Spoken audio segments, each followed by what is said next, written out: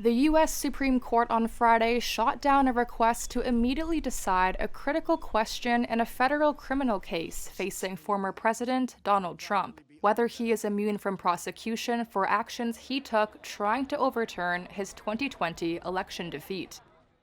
U.S. Special Jack Smith asked the Supreme Court to rule on the matter quickly, rather than wait for the question to wind its way up through the federal appeals courts.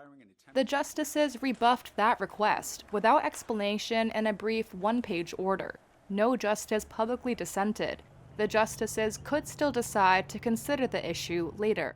A spokesperson for Smith declined to comment. A spokesperson for Trump did not immediately respond to a request for comment.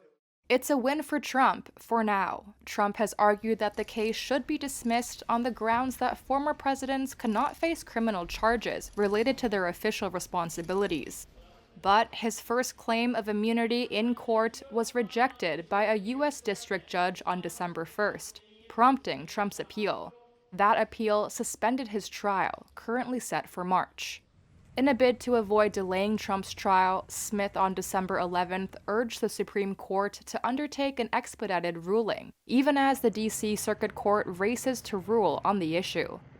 Prosecutors have accused Trump, the frontrunner for the 2024 Republican presidential nomination, of attempting to obstruct Congress and defraud the U.S. government through schemes to reverse Democratic President Joe Biden's 2020 election win. 3 of the 9 Supreme Court justices were appointed by Trump, who cemented a 6-3 conservative majority. If Trump is re-elected to the White House on November 5th, he could seek to pardon himself of any federal crimes.